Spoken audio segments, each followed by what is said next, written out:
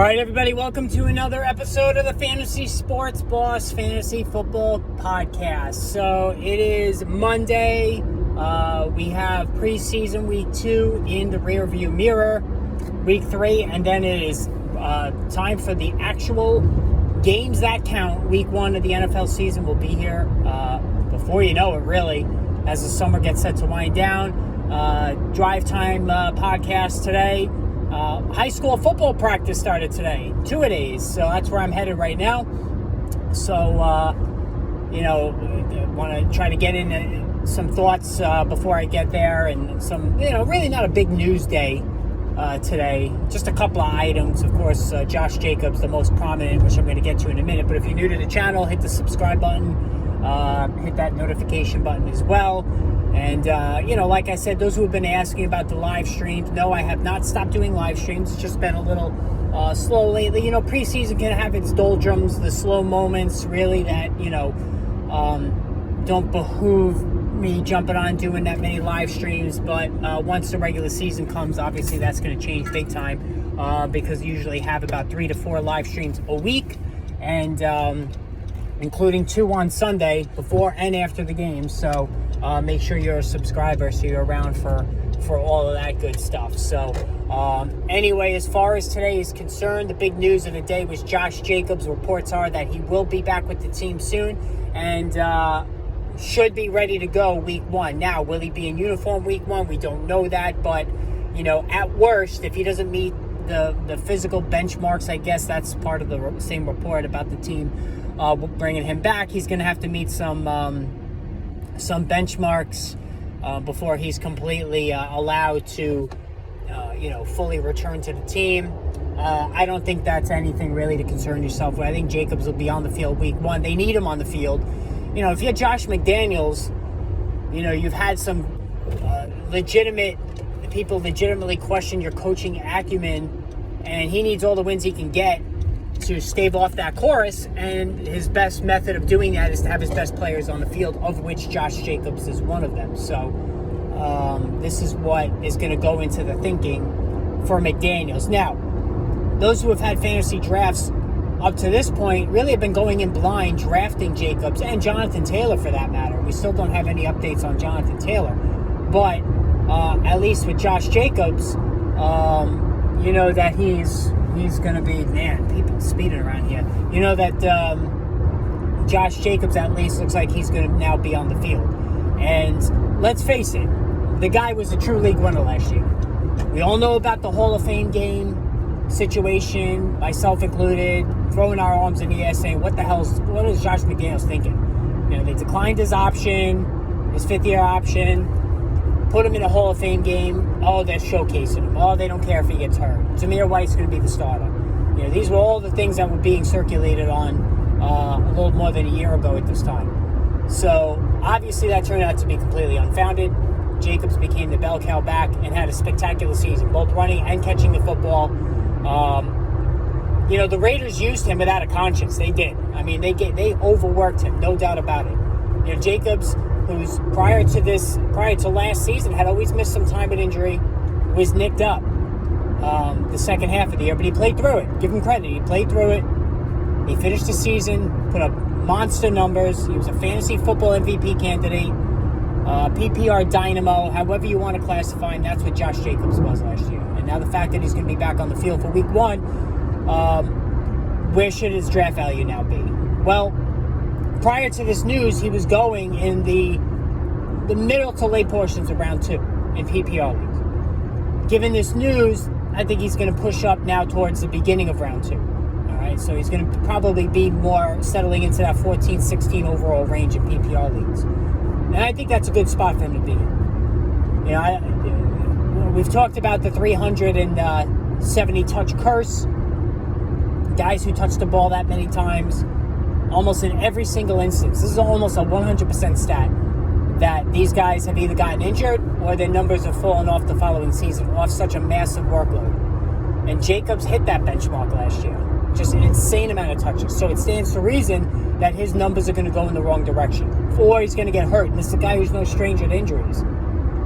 So that alone even without all this, the holdout, whatever, and you got to wonder what kind of shape he's in right now. Do we get soft tissue injuries right out of the gate? That's possible. You know, guys who hold out in the summer, a lot of times they get hurt right away when the season starts because their bodies are just not conditioned. All right? You need a full training camp, these guys, to you know, get your body acclimated. And Jacobs hasn't had that. So, you know, he presents himself with risk injury-wise, you know, workload-wise, coming off such a big year, the holdout, you name it. So even with all that, even without a holdout, though, I was fading Josh Jacobs. All right, I just was not. That curse of the 370 touch season is a huge detriment. You know, Derrick Henry was a recent guy, and he actually did it last year himself. But Henry a couple of years ago had that, and then he got hurt the following season. So this is something we got to, you know, concern ourselves with. So the best course of action for me is just fade Josh Jacobs. When there's this many questions surrounding a single player, then you really, the answer's already been written for you. And that's just to avoid him. I mean, there's no reason to even tempt fate to go against these trends. And so I'm out on Josh Jacobs, you know, in round 2. And like I said, a consistent theme for me all summer has been my aversion to the running back position. Even guys in May, when I first started putting out the My Guy videos at running back, a lot of those guys I talked about now are off my list. Travis Etienne is one of them. Breece Hall now with Dalvin Cook in New York. I'm leery of him. I'm leery of Ramondre Stevenson, although to a lesser extent than Cook. Because I don't think Elliott is as big a threat to Stevenson. And Stevenson looked great the other day. And that actually has me feeling a little bit better about him. And we know he's going to catch a ton of footballs. So I'm not as concerned about Stevenson. But Breece Hall, absolutely. Dameon Pierce, you know, with Devon Singletary, I'm worried about him. So I come back to the same running backs. Cam Akers, James Conner, Rachaad White, Miles Sanders. And even Alvin Kamara. I know he's older too, but the situation is depressed price. David Montgomery. Those 6 guys in particular have been showing up on my teams exponentially throughout the mock drafts and into with the one league I drafted last week where I got Montgomery, I got Conner, I got Akers. All right. And hell, I even filled out with Kareem Hunt and Leonard Fournette because I'm thinking, you know what? Even if they sign somewhere as a backup, they still are very good handcuffs. And I still think the Indianapolis Colts are going to sign one of those two. You know, they almost have to. If this thing with Jonathan Taylor goes any longer, they're going to have to sign. They can't go in with Kenyon Drake. I mean, that's just a joke. You know, I mean, Kenyon Drake hasn't done anything in the NFL. You know, at least Fournette and Hunt have. But those running backs I listed, and I do like Jahmyr Gibbs, but that 3rd round price tag's got me a little concerned because he could be a little bit more than a 3rd down back, which for a 3rd round pick is not good. That's not a good price to pay. So the hype is getting a little bit out of control with Jahmyr Gibbs. I tried to get him in the 4th round in that draft that I just concluded, and I didn't get him. And you know what? I was a little upset about it, but in hindsight, I wasn't willing to pay the 3rd round price tag for Jahmyr Gibbs. You know, I'm just not doing it with David Montgomery on this roster because Montgomery's going to take the majority of these touchdown carries. All right, so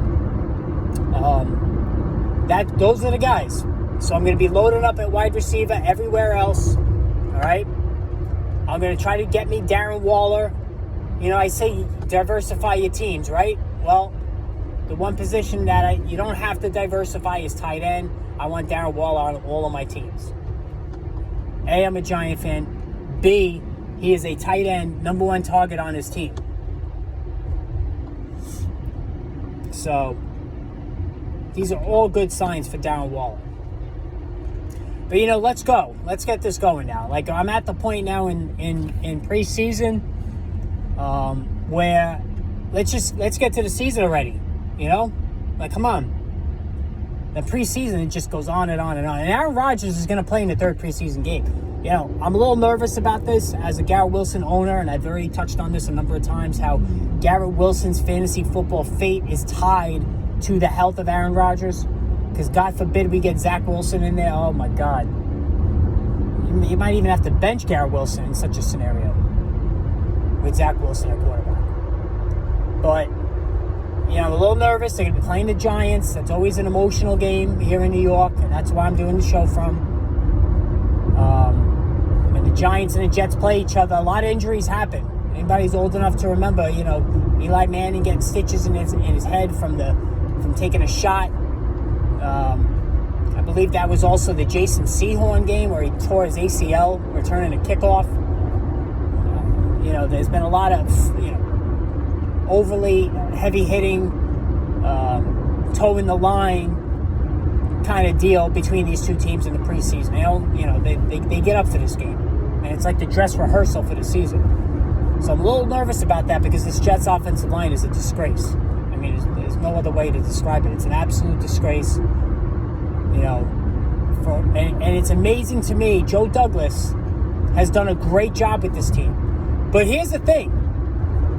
It is very possible, entirely possible, that the Pittsburgh Steelers trading up to get Broderick Jones in front of the Jets, knowing the Jets were going to take him, that could be the one move that undermines this entire Jets team.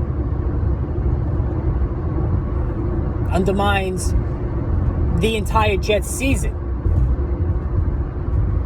So the Pittsburgh Steelers trading up, knowing the Jets were going to take Broderick Jones, the tackle, trading up right in front of the Jets, and they took him. And the Jets wound up taking Will McDonald, which was a luxury pick, another pass rusher. I know you never can have too many pass rushers, but they didn't need to make that pick. But that was crushing for the Jets. You ask anybody in that organization, that was a crushing move for the Jets. They wanted Broderick Jones. They needed to solidify this offensive line. Major question marks everywhere. Dwayne Brown hasn't played this preseason. He's just now coming off the PUP list. Mekhi Becton's been an insanely colossal bust, who's now going to be used at right tackle because he can't hack it at left tackle. The guards are good, although Laken Tomlinson's coming off a down year. He's been a Pro Bowler in the past. Elijah Vera Tucker is excellent. One of the best guards in football. They drafted the kid for center, so there's promise. If Dwayne Brown could come back, he's old. He's 37, 38 years old. If he can come back and do his thing, they'll feel a lot better. But Aaron Rodgers, Garrett Wilson owners have to be very nervous about the state of this Jets offensive line. There's just no two ways about it. All right? Some other news of the day, Devon Archane doesn't look like anything major with the shoulder. He's, considered week to week. I think he's got enough time to be ready for the start of the season. So, if you were interested in Archane, I think he'll be all right. And really, this does also impact Jeff Wilson and Raheem Mostert, who, and really, you don't want any part of this backfield, honestly. I mean, even if it was just Mostert and Wilson trying to figure out who's the better one to own in fantasy, as opposed to now adding a third back in Archane, it's tough.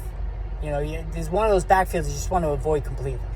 It's like a guessing game. Who's gonna be the guy? Maybe all three get carries. Mike McDaniel's from a background of committee backs, so that has me out on that entire situation. Nothing really. I can't think of anything else really that happened today. A lot of teams were off or had just walked through practices today because of the second preseason games being, just finishing out. And how about that story with Jimmy Graham, man? That was just crazy. Jimmy Graham is trying to catch on with the Saints, had some sort of reports have been all over the place. Was it a medical episode? Was it drugs? I mean, who knows? But not a good look for Jimmy Graham, who, obviously wasn't really a person of interest in fantasy football. I mean, 10 years ago, obviously he was. He was a first-round pick at tight end because he put up such prolific numbers with Drew Brees, but, no longer. But that was a wild story. But we are at the point now. Preseason week 3. This is the danger zone week. And both of my teams are going to be fully drafted before this slate of games. So there's a lot at stake.